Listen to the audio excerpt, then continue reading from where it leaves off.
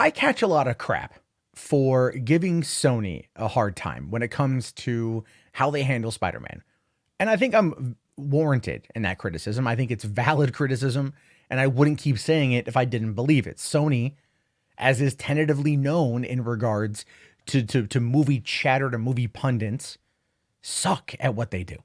They don't understand how to run Spider-Man because they look at it as a franchise instead of a character, right? Instead of building a franchise around a character, they're building a character around a franchise and hoping to make it work. And then they lose faith in themselves. They lose confidence in themselves. They push the wrong things, and we get Spider-Man 3, or we get Amazing Spider-Man 2, which was so overbloated in its budget that even at $700+ million worldwide, it was still deemed a failure for Sony, forcing Amy Pascal and Kevin Feige to come together to bring Spider-Man into the MCU. Which, hey, listen, by the way, that deal worked out great.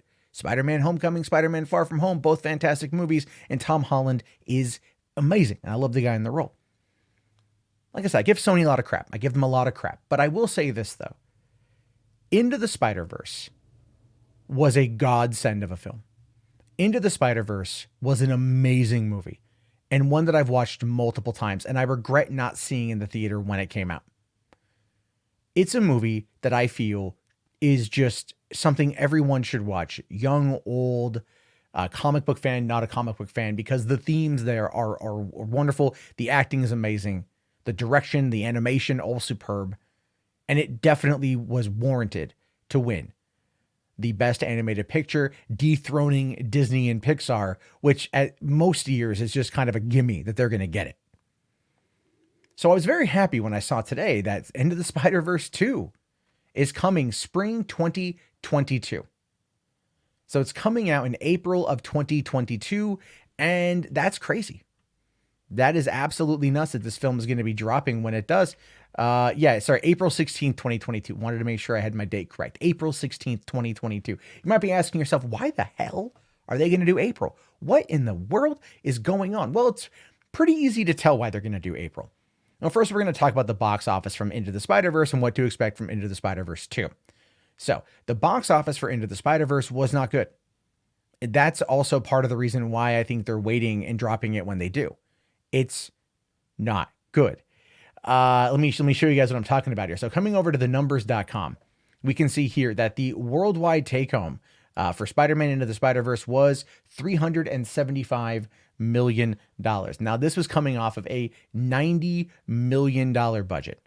And you might think to yourself, oh, 90 million, 375 million. That's pretty great. That's pretty grand. That's a good take home. Yes and no.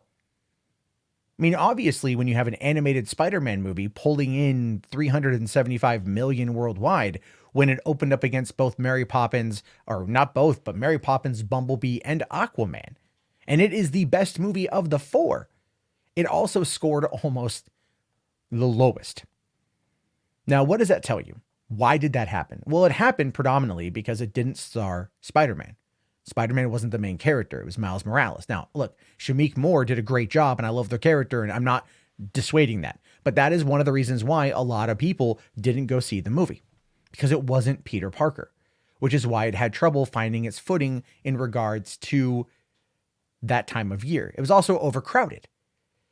But again, taking a look here at the home video performance, the total estimated domestic video sales over the course of the past couple months has been an additional $47 million. That's $47 million that has gone into Sony's pocket, putting this thing well over 400 million and definitely securing a sequel. I mean, well, hell, a winning Best Animated Picture definitely secured it a sequel.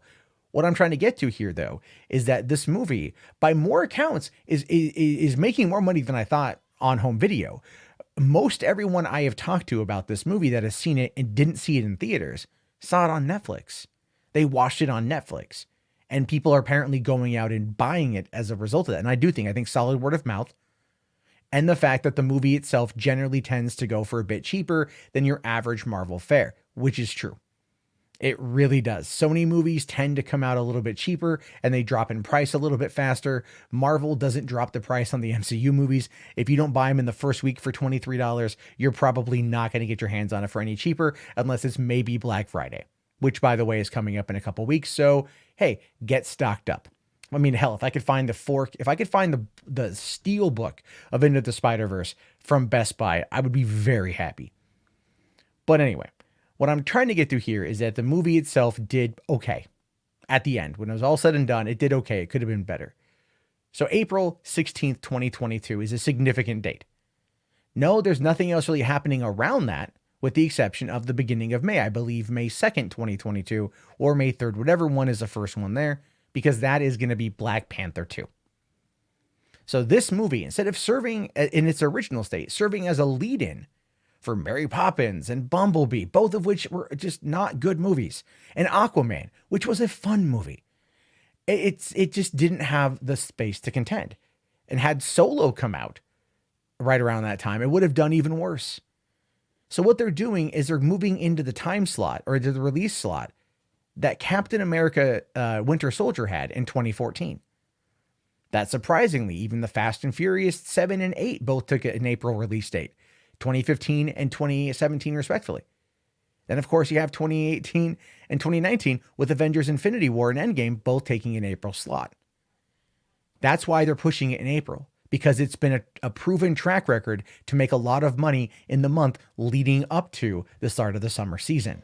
I've been saying this for years. Summer movie season starts the first week of March. That's what it was. Now it's Valentine's Day. That's when it starts ramping up. It just is a slow build to the first week of May, but otherwise it's basically the summer season. Big blockbuster films coming out, but they're spaced out even more. And that's what they want. They want this movie to win big, and it will win big. It will absolutely positively win big. So, here's what we know about it. Here's what we know about Into the Spider-Verse 2. I'm assuming, and this is my speculation, my assumption, that Phil Lord and Chris Miller are going to be producing it.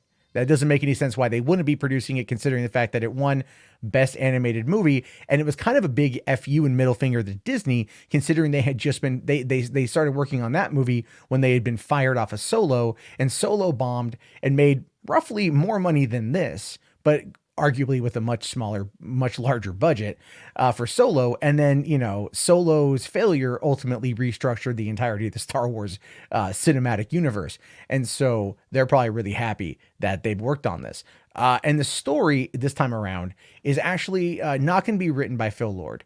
It's being written by the guy who wrote Wonder Woman. And they're going to be focusing apparently on the budding relationship between Gwen Stacy and Miles Morales, which obviously was something that was set up in the first movie. Apparently there were deleted scenes or scenes cut from the script that were meant to kind of push that together more. But I feel like the tension and the romance between them absolutely positively worked, even at the end when they basically just treated the ending like the same ending the Super Mario Brothers. I mean, if you think about it, it's true, right? Instead of, Miles laying in his bed and Gwen coming through a portal saying like, hey, what's up? I need your help. Or it's Mario and Luigi in their kitchen. And then there's a pounding on the door and they open it and it's Daisy holding a shotgun saying, Mario, Luigi, I need your help. We're actually going to be able to see a continuation of that story, which is fantastic. I still mad we never got a sequel to Super Mario Brothers. Yeah. Oh yeah. No, I'm telling you, man, that movie. Excellent. It's one of my guilty pleasures. So I don't know if they're going to go back into the Spider-Verse in that necessary way. I think we've been hearing a lot about a potential Andrew Garfield and Tobey Maguire, Tom Holland crossover at some point. That could be done there. I know that Mikey Sutton dropped the leak that Sony actively really wants to make the real life version of that crossover event happen. And that could be what they ultimately tie into in regards to bringing up everything else. Now, we know that as a result of this is going to be the start of their cinematic universe. And I think the cinematic universe is going to work really well for Sony if they keep it going. They are doing an all-female version of Into the Spider-Verse, and they are working on another TV show that's going to be tied into the Spider-Verse as well. And that is, again, probably part of the continuing deal between Marvel and Sony, was that Spider-Man theatrical gets shared, but they still get to work on their animated shows, which is very important to Sony now, seeing as that they won best animated film. So there's a lot that's going on there, like behind the scenes, that is going to be really interesting to see how it all plays out. But any way you slice it, I'm glad we get this movie. I'm glad we're getting Into the Spider-Verse 2. I recently rewatched Into the Spider-Verse. It's still just as good as the first time I saw it. And it's one that will clearly be a quick grab that's on my shelf because it's just that good of a movie. And I'm thankful that we have it. And I'm hoping that the next one is bigger and better and way more beloved right off the bat, rather than finding a home base on Netflix and then turning into nearly 50 million in home video sales. Clearly, there's an audience here. I just don't know why it's going to take 3 years to get there, which is unfortunate because I want it now. Damn it, I want it now.